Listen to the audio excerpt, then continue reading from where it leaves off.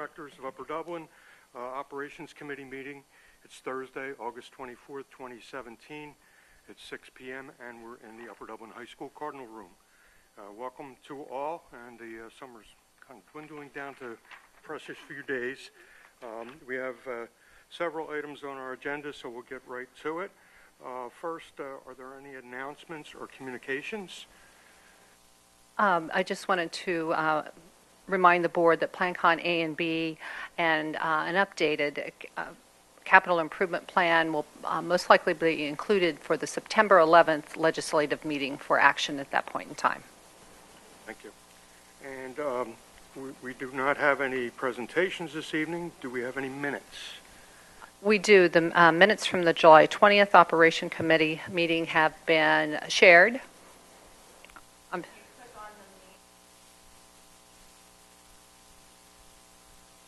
Okay, thank you. Right. Thank you. And we do have, on the facility side of things, 6 recommendations before us this evening. The first is a tree inspection and management plan. And who would like to? Yes, I've asked Bartlett tree experts, an arborist for Bartlett, to come and just take a preliminary look at our facilities, our properties. Our biggest concern has been the ash borer. With the amount of ash trees that we do have in the district, to come up with a plan that would help us manage the trees, which can be saved, which trees we need to monitor, and give us a timeline that we're looking at.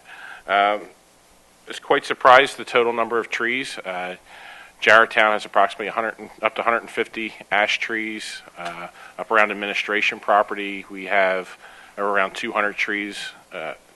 So we do have almost 400 ash trees in the district that we were potentially looking at, and need to come up with a plan for a long-range plan how we're going to treat them, because these trees are expected to be attacked by beetles, these ash borers at some time. So they've given us a preliminary a proposal. It would be $7,945 to come out, prepare, document each tree, its current condition, can be treated, can be saved. Or do we need to monitor which trees need to come down? The areas we looked at, we wanted to look at any tree that has a potential, if it fell, would reach any area where students or public would be occupying, buildings, fields, parking lots, anything near that area is what they're going to be looking at. And then there was also a license fee for an additional $1,500. It would be a 3-year license fee, because when they document where these trees are, they will be plotted by GPS within 2 meters. So when we do go out to bid for tree removal, tree trimming, replacement, that will know the exact location of each tree and it will be tagged, so they'll manage that for us. Good. Any comment or question on this? That software and tagging, is that only for the ash trees, or is that for everything? Right now, it would be for the ash trees, but we can put other trees into it as well if they find. And actually, while they were doing their initial walkthrough to create a proposal, they did identify 2 trees that did need immediate attention to us, so we are working on that. Thanks. Any other questions on this item? All right. Okay, to move that along to legislative. Ben? All right. Next item is called sprinkler heads at Glen Elementary. Yes, for the past 2 weeks we've been going through our annual inspections for sprinkler systems, fire extinguishers. Glen Elementary is a fully sprinkler building, and they identified our pendant sprinkler heads, are the ones that hang down from the ceilings, have been recalled. And unfortunately, there was an older recall that we did not participate in a replacement program for. That was back ended in 2007. So these have been identified. I think right now our risk is relatively low, but they are recalled sprinkler heads and should be replaced. Working on some numbers to see what the possible range will be. Talked to one sprinkler contractor I've used in the past. They are a union shop, so it would be a prevailing wage rate to see what these numbers are looking at. And it's going to be approximately $45 to $48 per sprinkler head. Unfortunately, our estimate right now is we have 453 sprinkler heads in the building. So this is going to put us $21,000, $22,000 possibly for sprinkler repairs for this building. So the recall is defunct. We can't. That's correct. We cannot. Participate in that. Been in contact with Tyco. It's a Tyco product. They were 10 years past the date for complying with the recall. So this is on us to repair. Just question, were we notified in 2007 about the recall? Do we know? Yes, there is documentation on There it in the is. past. Yes. Oh, of course. Okay. All right. So this is something we are going to get prices. We're not sure if we're going into a bid situation, prevailing wage, or so. Now we're getting some numbers now. Waiting for one more number to come in and see what their range is going to look like, so we can make a decision how to proceed with this. But we're looking. The safety risk is low for us. The problem was an O-ring inside the sprinkler head that will swell, and it would take a higher pressure to activate the sprinkler head compared to its design pressure. Considering its design pressure is probably 5 pounds of pressure, and we run 70 to 80 pounds, we're at extremely low risk of sprinkler head failure. Same time, it's nothing that we want to just let go. Correct. It's something we do need to address. Now that it has been identified, it's Right. interesting that it was not noted the last 2 years, even though we have the same company that's doing the inspection. Someone different came out and called it to our attention this year. And I know we don't have timing yet, but when we do this, this is not do it in a day or over a weekend, or is it? No, what we would schedule is during one of our breaks. The easiest way for us to hire a building, shut down the sprinkler system, have it drained, and put them on a high reach or multiple high reaches, and just have them drive down the hallway rooms. It would be a very quick process to turn that back over. How is the sprinkler system charged? Is it an air system? It is a wet system, so it's charged with water at all times. And there's a jockey pump in the room that does keep the pressure up. Not, you don't have antifreeze in the lines. It's just No, regular water. it is straight water in. And I imagine the lines are up in the overhead. They are up in the ceilings above. I need to get up and inspect those, but we believe they are upright heads that were not part of the recall. Just wondering, because I know the attic, or whatever you want to call it, is not insulated very well. The ambient temperature is pretty much Some outside. portions may be dry system in that building, Okay. where it is filled with compressed air, and once the sprinkler head activates, the air leaves the system and it releases the alarm valve, which allows the water to flow into the system. Yeah, so however it's recharged, we have to make sure it's done right so we don't have busted lines when it gets really cold. Correct. Yeah. Okay. All right. Anything else on that item? All right. Next is capital projects outlook.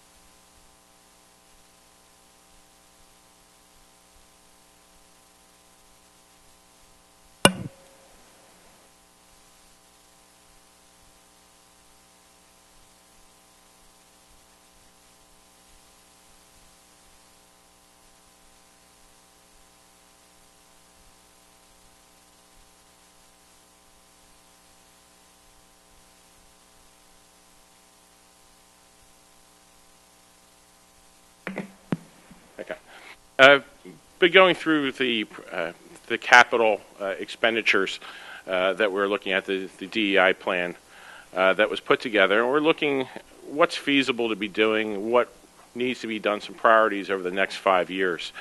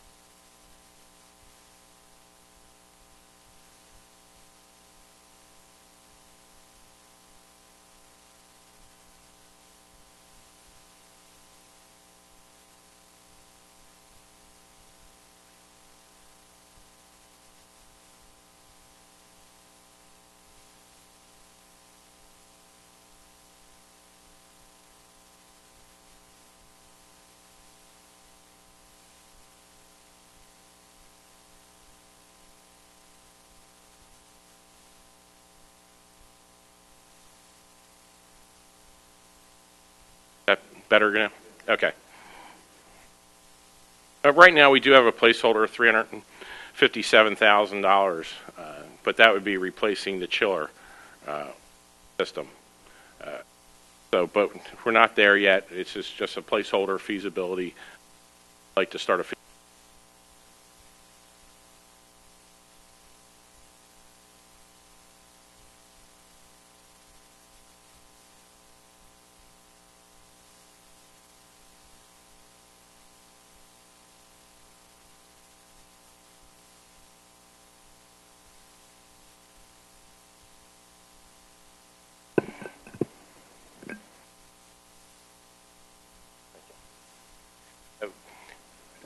We're looking at the doors for the elementary schools. The classroom doors, interior doors, some doors don't meet ADA requirements, but the classroom doors for Fort Washington, Jarretttown, and Thomas Fitzwater are almost all glass. Not the most secure doors. If you're in a lockdown situation, it wouldn't take very much to go through those doors. They all have outdated hardware, so we threw that on the list as well, where we could put new doors into the existing frames with intruder hardware, smaller glass to make it more difficult for somebody to break into the classroom. That's one of the projects we're looking at as well. And we do have some contingencies that we're putting in for other items that could pop up, approximately $100,000 contingencies for unknowns that could be popping up around the building. Okay, any comments or questions on this list so far? I think this looks like a great start for next year. And just to clarify, the goal is to flesh out future years for next month's presentation? That's correct. It's okay. To expand this further, to come up with a good, solid 5-year plan. Great. Thank you. One other question, just as part of our SOPs revolving around this plan, I assume that this assumes there aren't any other emergent things that just pop up that could knock some of these out. We do have the $100,000 contingency every year for things that pop up, but being a document like this, it will be, we call it a living document. It is subject to change at any time depending on a failure.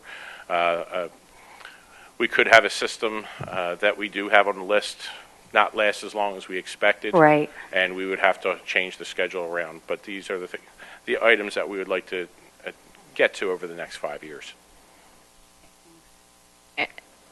And if I may, at the top of the list, there are some items that we pulled off because they relate to the stadium. Certainly, there's new toilet facilities, and the concession building at the stadium needs some work. I think we're all aware of the stadium lights. We looked at replacing those when we turfed the Cardinal Stadium, but did not accept that alternate. And then there's also, we continue to discuss the transportation or try to find an appropriate transportation facility. And those are at the top, really outside the scope of what we would consider to be building work. The one question, I think, when you look at this, we're committing about $1 million in the first year. I think at this point we intentionally did not indicate the dollar amounts for the future years. What are we thinking? I have just wondering what you're thinking about the future years and how we're going to eventually come up with a specific dollar amount in the future for each of the years. If we could pause after we finish this discussion, I wanted to do a look back on what we've done for the last 3 years and also a comparison of how our reserves or our other funds have grown so that we can have interactive conversation about that. But okay, I'll wait. At this point, it's not only $1 million that we'd like to do for capital reserve. I need to remind everybody buses and that, which we will be discussing during the transportation portion of the operations committee. So it wouldn't just be $1 million for next year. We'd be looking at 1.4 or to 1.5 million. Maybe we can add the buses to the top section too, just to show that that's being considered. Or on another schedule. Yeah. Okay. I see the list for 2018, and I know you're saying you'll be fleshing out future years' projects. And we added up to $1 million for the projects we've listed for 2018. And there's quite a number of projects that are going to be deferred for future years. I'm just wondering, are any of these projects, such as always Fort Washington Windows comes to mind, $1 million, $2 million, $3 million for that, would it be prudent to consider an additional bond financing of, say, whatever, 10 million or whatever, so that we're still bank qualified and all of that sort of thing, and get some of these things that we know need attention done? Does it make sense to do that? I know you have listed on the Fort Washington Windows that it's in some way tied into the HVAC system, and maybe you can describe that a little bit. Is that we could not do the windows unless we do everything, or what is that? The way we're looking at the window system at Fort Washington still, the ventilation systems through the older style unit ventilators in the classroom that require outside air vents through the walls. Most of the building, particularly the classroom section, the rear of the building, the way the walls are set up, it's a curtain wall. It's one entire system. So if we were to place the system in its entirety, we're making the assumption that we're sticking with unit ventilators. So down the road, if we were to upgrade the HVAC system, depending if you go for a more efficient system, you're not going to have those outside vents. So now you're going back and redoing portions of your Windows system again.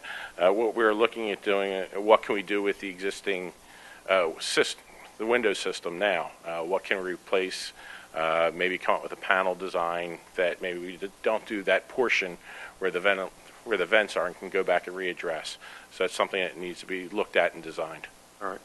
Yeah, and like I say, I appreciate that bit of information because it does make a difference.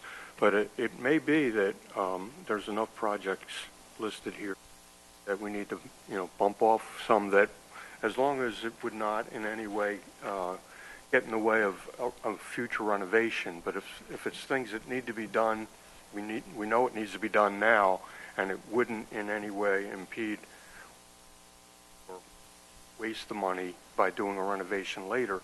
It may be something that we would consider those projects, if they're of a high enough priority, to get additional resources in order to do those sooner rather than later. When we had bond counsel here, Jamie indicated that that we are in good position if we decided we wanted to go that route. So it may be something we'd like to consider. Oh, okay. All right, we're getting used to them. All right. So anyway, I don't know that there's an answer to that right now, but it's just a comment, and in a few months I won't be here to make it anymore. So. Please don't remind us. One of the concerns, though, about borrowing money immediately, there's two, because we are moving into a major project. Capacity to even internally to run multiple big projects at the same time is a concern, but borrowing a small amount of money right now and then going out for a larger bond may cause us, credit rating problems or that type of thing down the line. I'm interested to see what happens with the end of our current fiscal year when we get closer to the audit. As you all know, and the public may not be aware, we still haven't really closed the books for 2017 yet, with our final balances there. But I also want, when we have the chance to talk about the next two pieces, what we've done over the last 3 years and where our money are in the other pots and the other funds are sitting, it's possible that we can start moving ahead at $1 million a year. Just again to remind everyone, we borrowed, and you'll see this after a bit, in 2012 we borrowed approximately $5 million, and it did take us a while to spend that money, just again because of capacity with what was going on at the high school. And we were slow in doing some of the spend down, which is always troubling to your chief financial officer to make sure that you stay compliant with the IRS and everything. Okay. All right. Any other comment or question on this item? I feel like we'll have a better answer to your question after we see more of this fleshed out in the longer term, and which is, starts next month, but will presumably be continuing regularly. And once the finance committee starts to wrap our heads around the longer term spending plan. Okay. Is it also fair to say that, although at this point, this is 5 years, but if things are looking substantially better for the district, that we may do these in 2 years or 3 years? And then look at the next set. Of course, that's always a possibility. And a big part is the creative tension about how soon will the revenues come in from the new development. How much will the next contracts be settled? What's going to happen with pension? I'm sure you've all seen the articles today about pension reform. So, but we will have, when we look at the projections next month, soon I'll be looking at the assumptions, and we'll be going over those. And while Bob's going to be working on developing the list, I'm more interested in the number, really, to plug into the projections to see what we can afford. I think Bob made a very key point at the beginning of his presentation, that this is a living document and it will be flexible. And as we do in our classrooms, we will monitor and adjust as we move forward. So I'm glad to know that we're all in agreement that we will do that. It's not going to be set in stone, but it's going to be a guideline rather than something, again, that's set in stone. Very good. I think the advantage that we have is there are, when looking at the Wissahickon long-range plan, you notice that a significant amount of money is dedicated to the high school and to the middle school, and the other projects are dedicated to roof repairs. Fortunately, we don't have the concerns at this point over in the next 5 years with our roofs. Most of their money is staging the roof repairs in their various elementary schools. So that's an advantage that we have. But we don't have the the significant fund balance where we can just say we're going to spend $5 million, $6 million, $5 million, $6 million. So we have to let the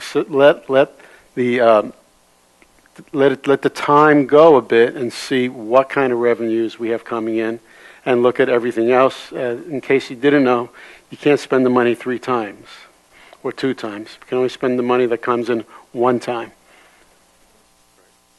I'll just point out that you say we don't have those problems with roof repairs, but that's only true if we move forward with a renovation project at Sandy Run. If we choose to delay that, then that item alone is $3 million? It's, $3 to $4 million alone at the main building. The roof on the annex is in good condition, fairly new roof, but the main building is in poor condition at best right now. Any other comments on this item? All right, let's move on to the next completed capital improvements review.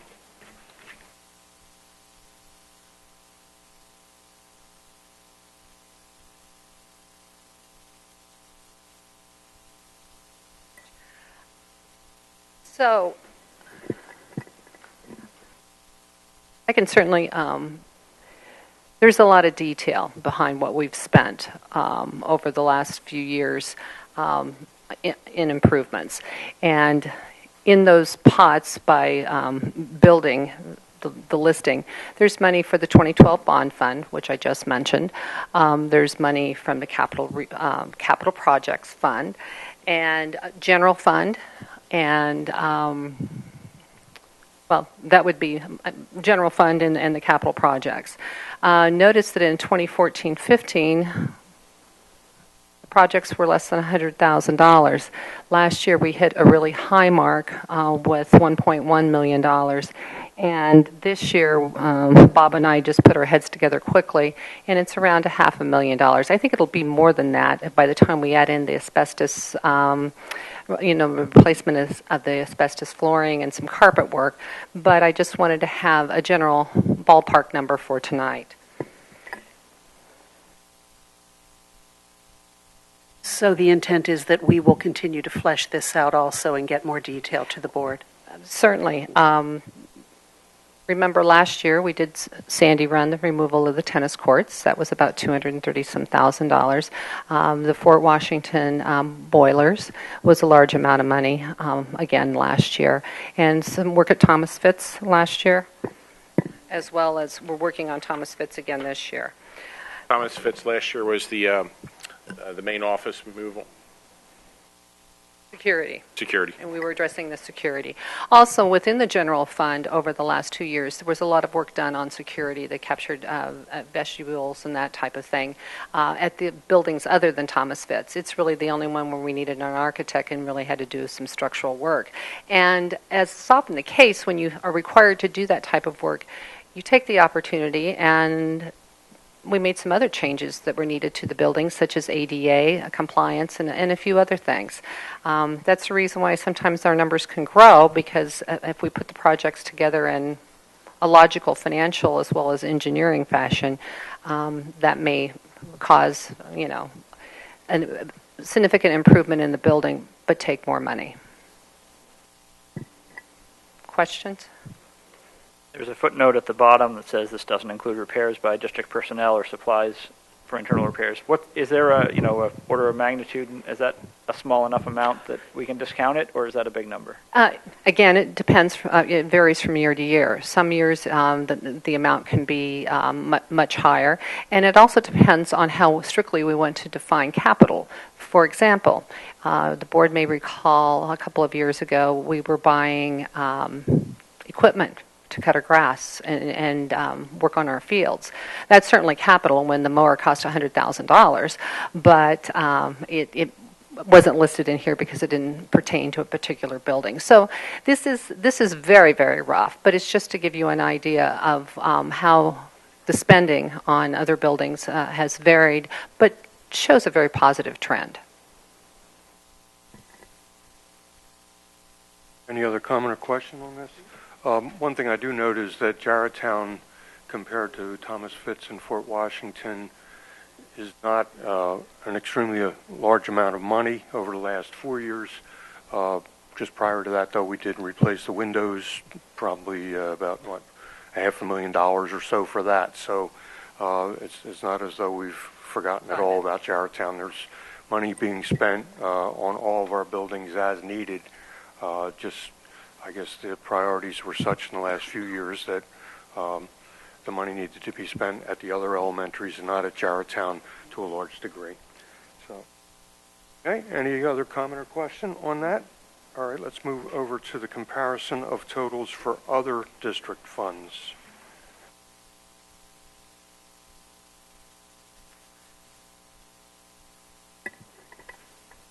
Again, please note that these amounts are unaudited. The source that I use for the comparisons to show the trend of the increase has to do with what was in the bank on June 30th of any of those years. So capital projects back in June 30th of 2014 was very modest at $340,000. And that amount is still within the June 30th, 2017 amount, because we have earmark that, set that aside, actually a bit more than that, to replace turf at Spark Field. We know that we have a commitment to that whenever that work's done. We share in that. So that $340,000 was set aside a number of years ago for when that work needs to be done. We didn't have a debt service fund back in 2014. The board approved the creation of that the following year, and in the 2012 bond fund, we had $2.4 million remaining on June 30th. And another reason why I wanted to point out the June 30th number is really cash, because a lot of the projects, we make payments in July and August of each year that really relate to the previous year's work. So that number wiggles if you were to try to go in and look at Gorman's audited financial statements. So again, depending upon what reference you're using, the balances will change. But looking forward to 2015 capital projects, those transfers of one-time revenue from the general fund. our capital projects fund grew to almost $2.2 million the following year, and the debt service fund was created with $1 million being transferred.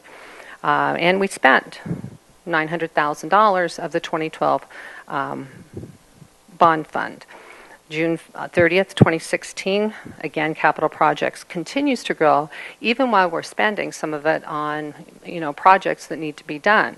And debt service, another $1 million, well, $1.5 million was transferred, and we continued to spend down the 2012 bond fund. But the amount over those 2 years has increased from 2.7 of other funds to $6.666 million. And right now, or as of June 30th of this year, we have $5.4 million in capital projects fund, and debt service. There were no transfers this year into that fund, and thankfully the 2012 bond fund is totally spent and closed out, which it should be according to IRS regulations and everything. So at that point in time, we had $7,859,000 in money of other funds. But going back to what I said about summer work, we're going to have about $400,000 or $500,000 because of the work we're doing at Thomas Fitz that we're going to pay out of that. And then we have some other summer projects. So in round figures, around $500,000. And then $400,000 we'll be discussing very shortly in transportation would be the recommendation for buying buses. So probably by the time the audit and everything settles out, we'll be closer to $7 million. Or, excuse me, the audit settling out for as of June 30th, 2017, plus the bus purchase. A more current balance would be around $7 million. Now, before I take questions on that, I indicated that we still have a few more days to accrue revenue and pay expenditures related to last year. And so by September the 14th, we hope to have better figures, better numbers to discuss as to what we have left in fund balance, how it grew, and it did grow for fiscal year 16-17. Any questions on this? All right, thank you. And now we'll go to, go ahead. Before we jump off of this, Brenda, you had suggested between this and the capital improvements review, Art had asked a question earlier that we postponed until we discussed that, and I don't know if Art got the answer to that question. I think what this demonstrates is that we've developed a really good habit, or the board has in Upper Dublin, of putting money aside from one-time revenues, and also even for planning for excess conservative budgeting. So with that practice in mind, and we do have some development coming online, as we all know, we probably at least can plan and budget, project that we will spend $1.5 million a year, or invest is a better way of putting it, because all of these projects really should have a much longer life, at least 10 years to 20 years. So we continue to invest in our buildings and buy buses, and it's sustainable as it remains right now. Of course, I'm conservative, or I'm concerned about a correction in the market, and we can have all kinds of conversation about that. But for a plan, an immediate plan, I believe that $1 million is reasonable, $400,000 to $500,000 a year for buses. As Bob said, and I will echo what he said, and Dr. Wheeler, it will be a living plan, projection, and we will make changes if we need to.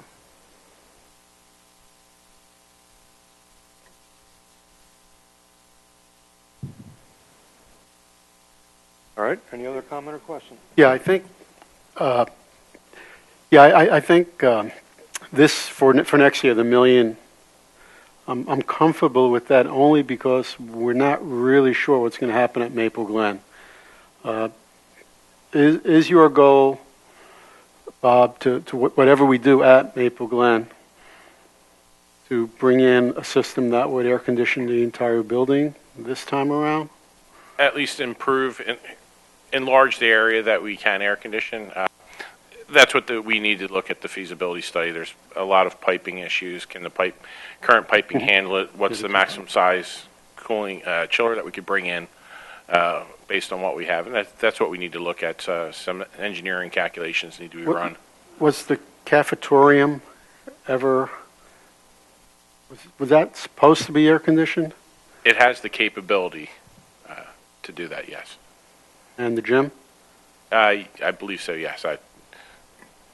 Okay, yeah, so we're not sure where we're going, so you may have to make a decision to spend a few more dollars to do it right for the long term.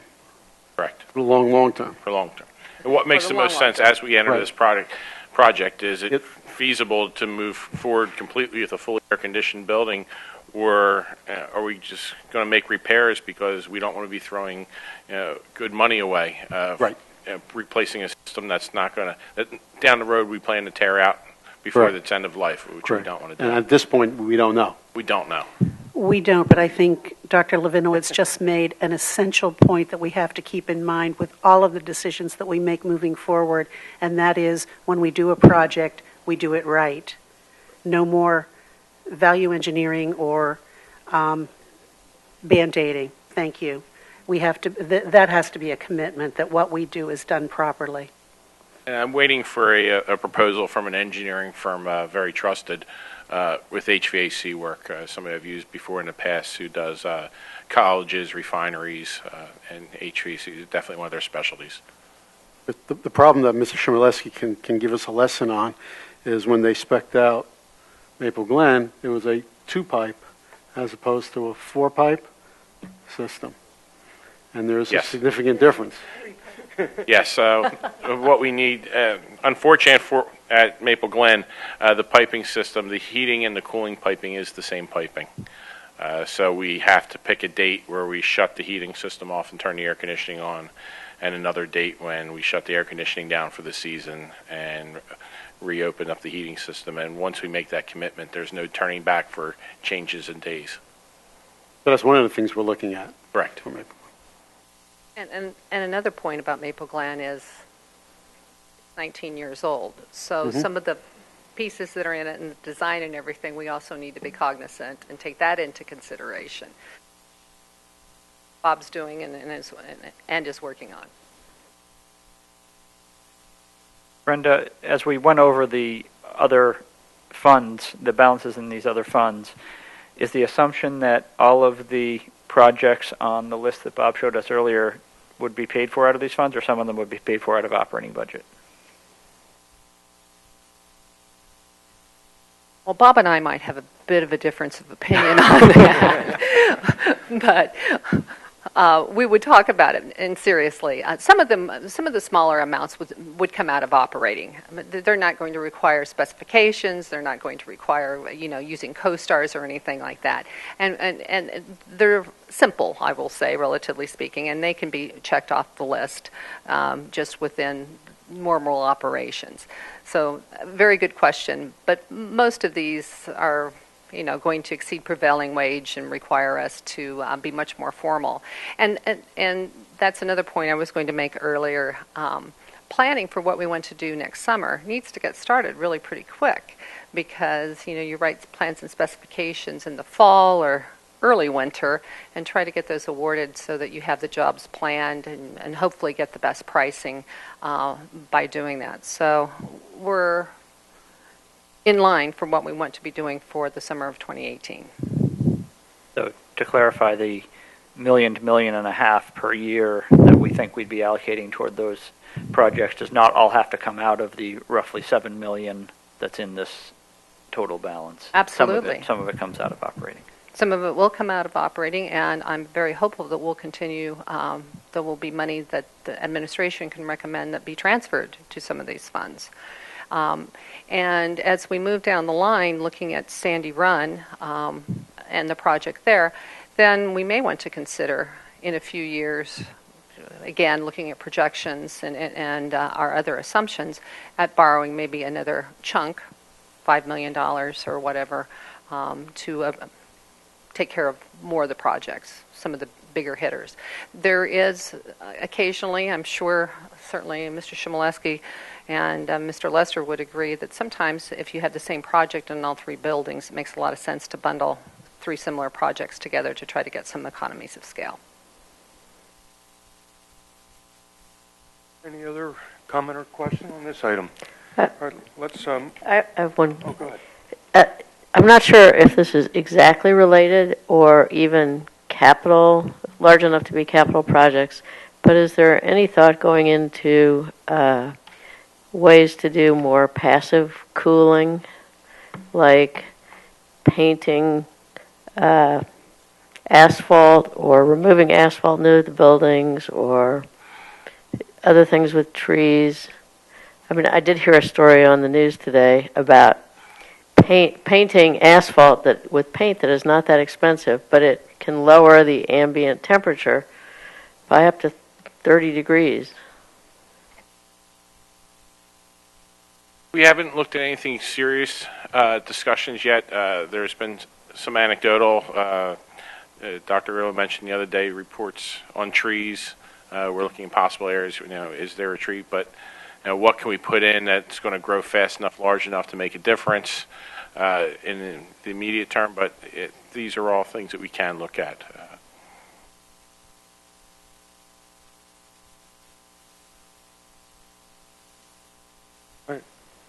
Any other questions, comments? All right, let's move on to our next item, which is the update of the Sandy Run Middle School Project Review Committee.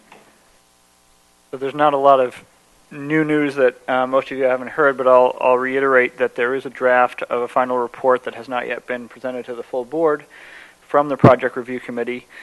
The core of that recommendation has two components. The primary component is that the district, I'll back up, the committee was concerned that the district doesn't have a long-term district-wide facilities plan, capital plan, and recommends that we develop one, and so that's what we've been discussing already earlier today. That's the start of what Mr. Lester presented earlier is the beginning of that. So that's the core part of the recommendation. The second part of the recommendation is when we're ready to take on a facilities project at Sandy Run, the committee recommends, based on the information they were provided, that the right course of action is to replace the buildings with a new building on the existing site. But still, there's nothing in there about when we would do that or what we would replace it with. Those discussions have yet to happen. There was not consensus on either of those things, when or what, but that wasn't the core topic of the committee. There was also not consensus on the core recommendation that that second part of the recommendation that the building should be replaced. And so when that report is presented to the full board, we'll hear that dissenting opinion as well. We had tentatively scheduled that report for the October legislative meeting.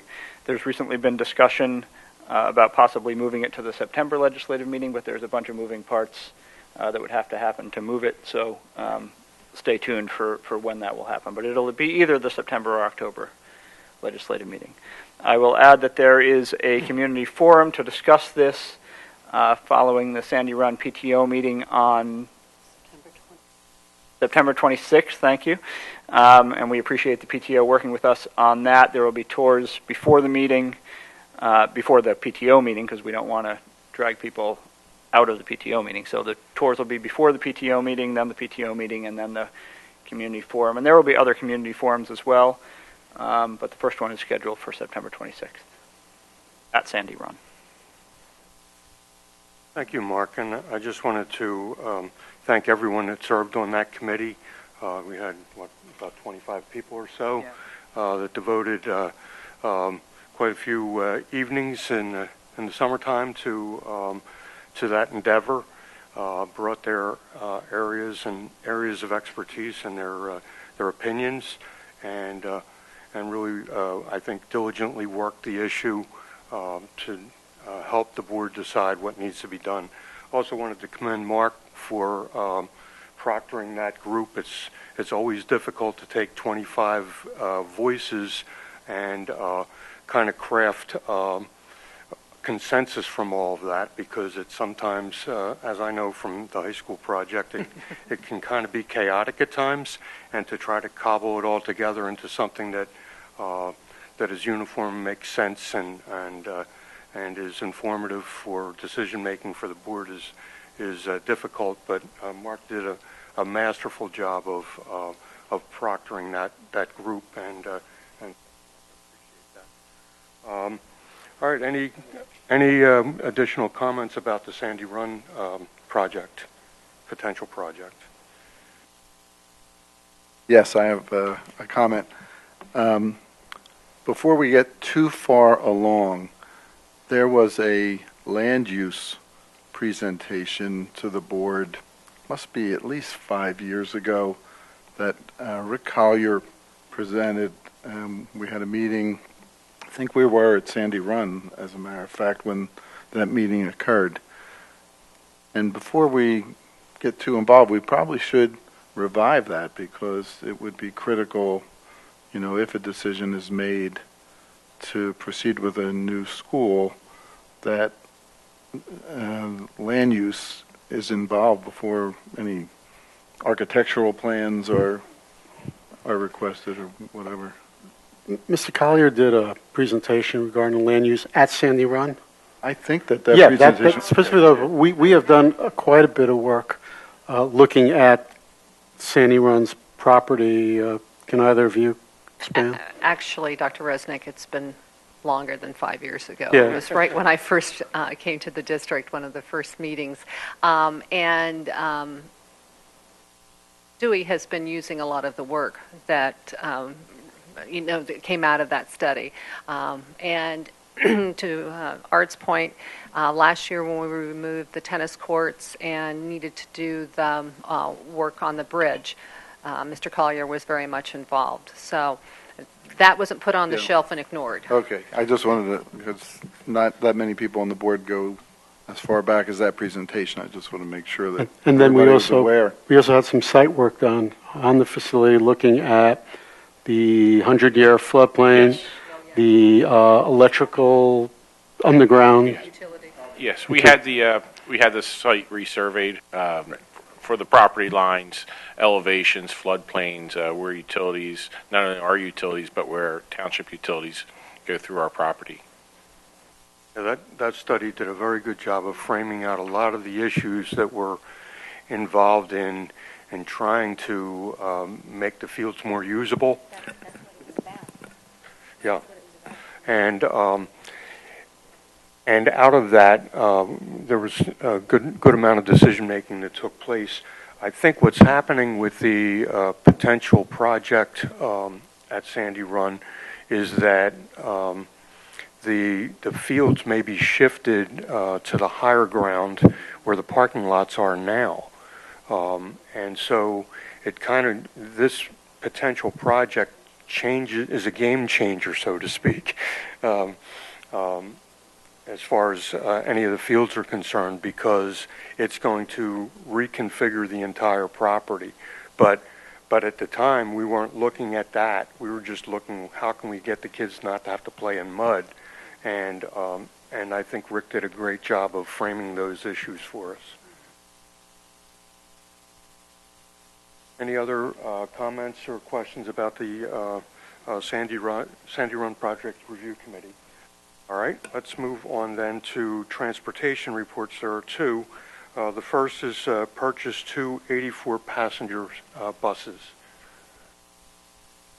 After much consultation with our mechanics as well as our current personnel and Mr. Stover, since we have him back as a resource, and Mr. Johnston as well from Springfield.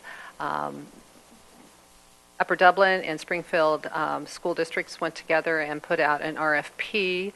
It was not a strict bid, and we had 4 different companies bid on different wishes and desires, because there were a number of different items that we put out there. In Upper Dublin, we were really only interested in 84-passenger buses, and then 48-passenger this year. So after we put the opened the RFPs and took some time to confirm all the information. Our transportation, as well as Mr. Johnston, are recommending that we award the 84-passenger bus to M.A. Brightbill and the 48-passenger buses to M.A. Brightbill as well. And everyone may note that that is not the lowest prices that are on there. A number of the reasons, and I'll read from some of the things that Mr. Johnston wrote. In his opinion, based on the number and type of exceptions taken by the various bidders, he recommends that M.A. Brightbill for both of the buses that we went to purchase. The lack of exceptions, that is, qualifiers that the bidders put forward, delivery time, previous experiences, dictates that he recommends the purchase of these two-size buses. Also, the reliability of their product and the usable lifespan exceeds the other bidders by 5 years. One of the things that our gentleman from Upper Dublin wanted, I don't know how technical you want me to get, but it's whether it's a conventional or a transit type bus, that is whether the motor is in the front or in the back. And the buses that we initially in Upper Dublin, we preferred the transit type, came in more expensive. I didn't even put the information on there. So after consultation again with the gentlemen in transportation, the bus drivers, the folks who are going to drive them, they thought for, I think it was about $12,000 each, that we go with the less expensive and just get the 48-passenger buses. So those are the recommendations to move to the board. I plan to ask Mr. Stover to be at our September 11th meeting because school will have just started, and so he may be able to answer not only the questions, if there are any, regarding transportation at that point in time, but also more eloquently explain why they prefer M.A. Brightbill.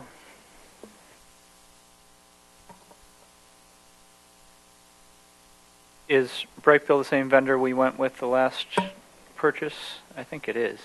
Part of the buses were from last year. We also ordered the smaller ones, if I remember correctly, from Liebensberger last year. They weren't Bluebird buses, no. No, Bluebird is not favored, shall I say. And the reason for that is it's not subjective or anything. There's data behind the amount of repairs.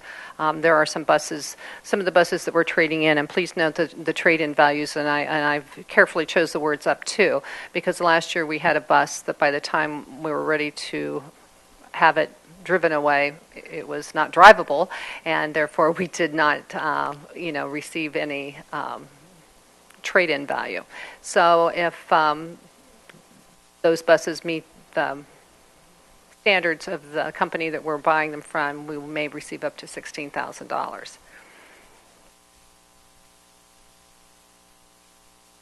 Any other comment or questions on this one? All right, and that basically covered the 48-passenger bus also. Yes. So, all right, so that brings us to community input. If anyone would like to address the committee, please step to the podium, state your name, section of the township in which you live, and the 4-minute rule is in effect. Oh, well, these are new, right? Hi. Ginny Vitella, Ambler. All right. I have a lot of questions. I'll go backwards. Mark, I know why you're talking about September versus October for that, because the issue with the meeting at Sandy Run Forum being before the presentation. But I still think that September is like too early. So I think maybe we can work out something else different. I feel like September feels so rushed with getting back to school, and also with having this long-term plan, which doesn't have a lot of detail in it. It only has 1 year of repairs stuff out there. I know you said you're going to work on 5 years out, but I know the list is longer than $6 million worth, and I'd be interested to see where you plan on getting things done in like a 10 and a 15 and beyond time frame would be more valuable, because maybe we can make better choices on how and when, like with the windows having effect with the HVAC. So I'd like to know the cost of that, $1.3 million, but it's like, are we dumping $1.3 million and not doing the whole project because we're not going to do it for 10 more years or 5 more years? You see, I'd like to see kind of all out there or all included in all our things that we need to get done in the buildings, because another big thing I know that's on the horizon that's not listed here, from what I can tell, is the roof at Maple Glen. I mean, I think that building's only 17 years old based on Dewey's year of 2000, but so that roof is something that's going to be a big project that is closer than we think, that's not on this list. So that's just one example that little old me can think of that's long-term. So, so I even think that since our next facilities meeting is the 14th, I almost think the September 11th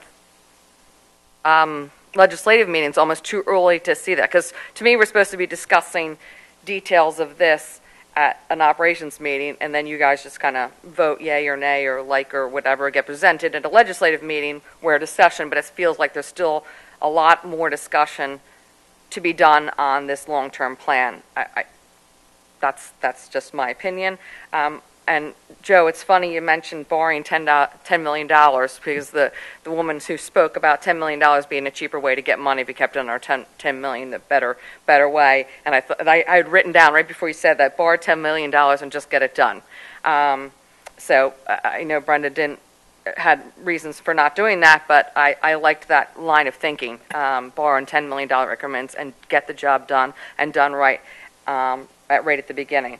Also, Brenda, I know you said there's a lot of detail behind these, and you did mention some of them. I would love, on the capital expenditures, I would love to see some more of those details at the next meeting. And my other question, which I believe that Jen had asked in my absence as I was reviewing the audited statements from last year, that there was an $800,000 contracted amount for Thomas Fitzwater Elementary School for the security vestibule, which I don't understand how we got up to almost $1 million when, and I think you just said recently or today that it was about $200,000. I don't know. That seems like an awfully high number, and I don't recall how it ever got to $800,000 in a security vestibule. That's all. Thank you. Thank you. Else? Okay. Hi, my name is Dana Breslin, and I live in Fort Washington, and I am here to inquire about the status of the swim pool here. I've asked some of the people who are in charge of the pool about how things have gone this summer, and one of the things that they told me was that the air quality was really poor in June and July, so they had to prop the doors open. Last week, the pump was broken or not working properly, so the pool was over-chlorinated, and the water polo team had to be displaced and go, excuse me, practice somewhere else. And then as far as this week goes, the heater is not working properly. So I don't want to go into another year of having the kids have to go to different pools. And I also wanted to know, I think Deep Run had submitted a proposal to run the pool, which is a pool company, which makes sense to have a pool company run a pool, for $9,300 back in March. And I don't know if that ever got approved or just want to know from you. Thank you. All right, seeing no one else coming to the microphone, we will close community input and try to answer any of these questions.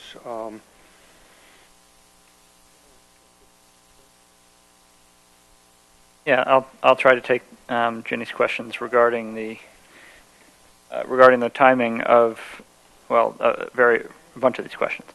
So, right, so that is one of the reasons to consider moving the meeting up. So part of the concern that was voiced last Monday was that at the community forum we would potentially be discussing a proposal that had not yet been presented to the board.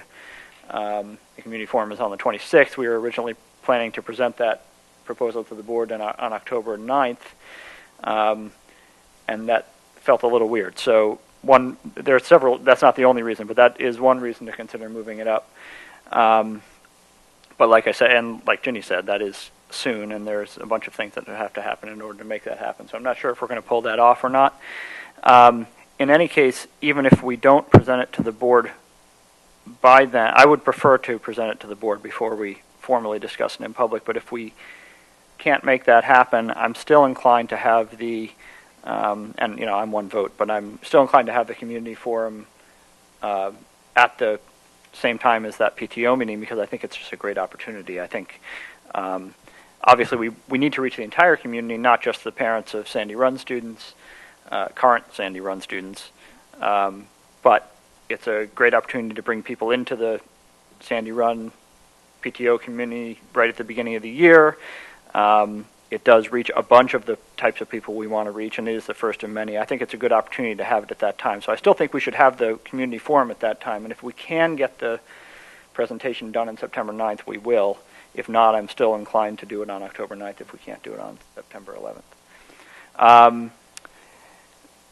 The wanting to see more detail on the capital plan before that's done, I think isn't necessary. The recommendation is, as written right now in the draft, is we should develop a capital plan. It doesn't say we should finish a capital plan or even have a, there's no such thing as finished on a capital plan, but even have a fully fleshed out capital plan. It doesn't say we have to have that before we make the presentation. The presentation will be, we should have one. We're already working on one, so I don't think we need to delay the presentation until Bob is, done for some version of done. Let's see. Would like to see more options on, for example, the Fort Washington windows. Yeah, that's a good complicated one to use as an example. You could just replace the windows and not replace the ventilator units. You could replace the ventilator units. You could replace the ventilator units with a wall system. You could replace some of the windows with walls and some with glass. You could change the framing structure of the windows. You could go with single pane or double pane. There's basically an infinite number of options there, and we'll have to have those discussions. But again, I don't think we have to have those discussions before the committee's recommendation is made to the board. When the board gets that recommendation, what we'll be doing really is accepting it and commenting on it. But it's not like the board will be committing to it or changing it or anything like that. We will be formally receiving that report and commenting on it at that time. Can I ask a question? Sure.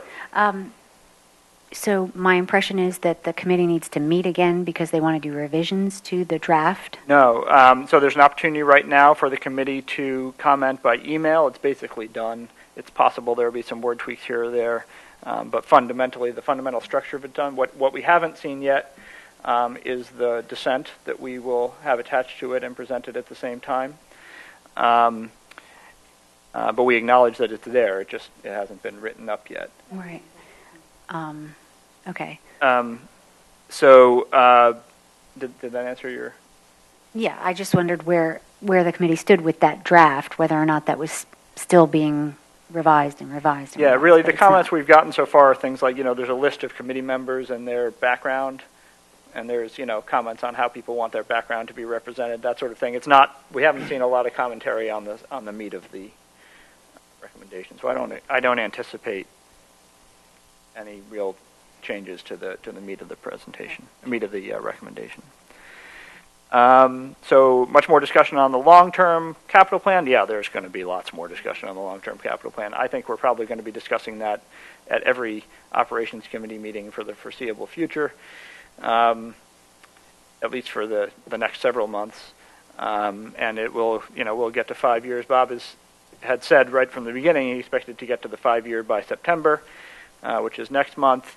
And things like the roof at Maple Glen don't necessarily quite get into that 5 years, but they'll be on there, right? I mean, the expected lifetime of big capital items will be eventually on there. Maple Glen roof, we expect we can get about 10 more years out of. We switched to a residential roofing contractor. The commercial roofing contractors, they're more used to a flat roof. They know installation better than they do troubleshooting and repair, especially with shingles. A lot of the leaks that we found are common for the age of the roof. The thickness of the shingle is what we were determining how long that roof is going to last. We're seeing very little deterioration in the shingle. Where we looked in the gutters, the outlets of the gutters for the pebbles off the asphalt shingles, they're not there. They're not the shingles themselves are not disintegrating. What we did find, and I don't want to say it's a workmanship issue, but I don't want to blame the contractor. When you take into account how many hundreds of thousands of nails are driven into that roof, every so often they're going to slip with a nail gun and put a nail in on an angle.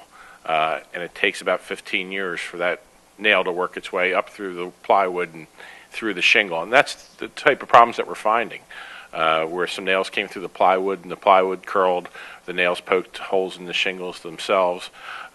So switching to a residential roofing contractor, a lot of those issues have been taken care of. And we're also finding a lot of what we thought were roof leaks were not roof leaks. It was caulking around the windows, caulking around the vents where the ductwork for outside air comes in. Were also a lot of our issues. All right. Thank you. Continuing on with these questions, there was the borrow 10 million sooner rather than later and get it done. That'll be a finance committee topic, I think.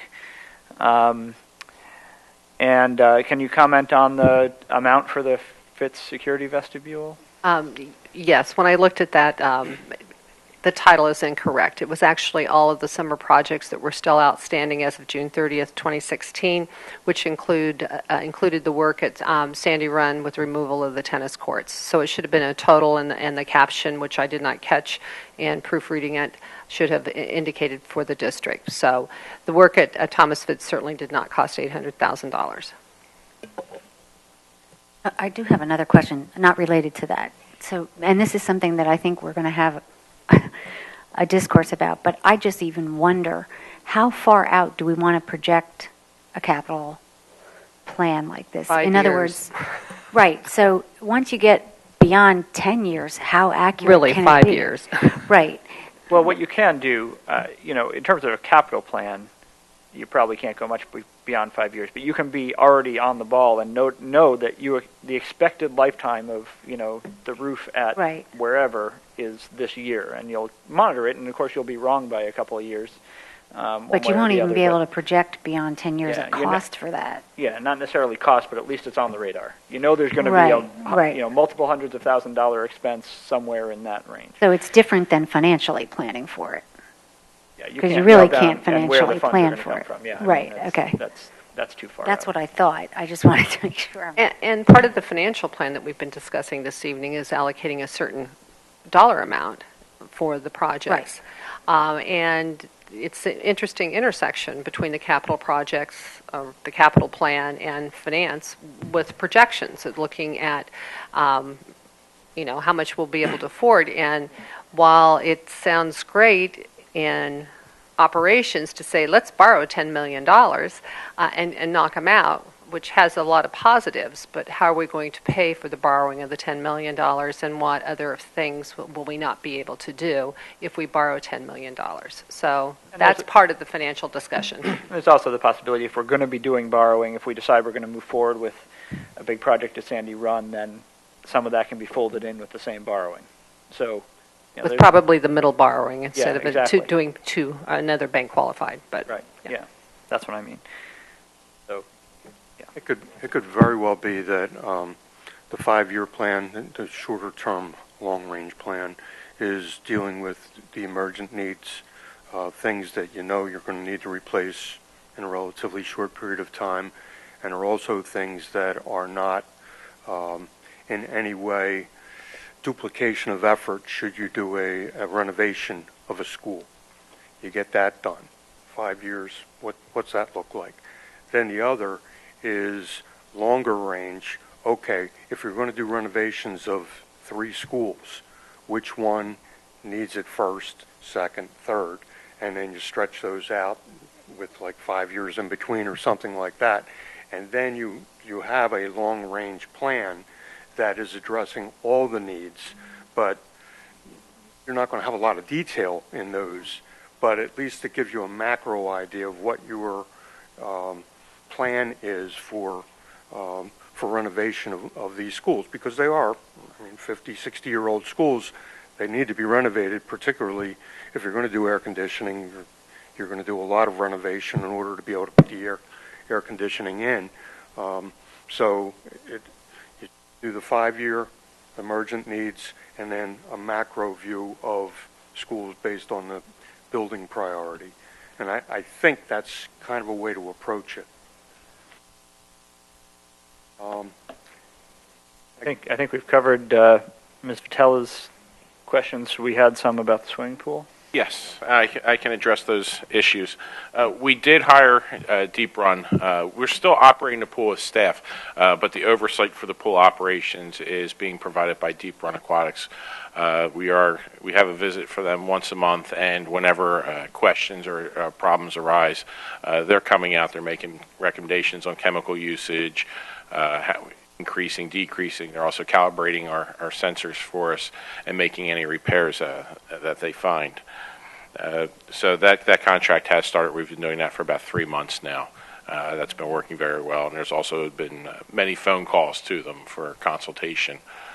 This is what we discovered. How do you want us to handle it? So they've been very good with that.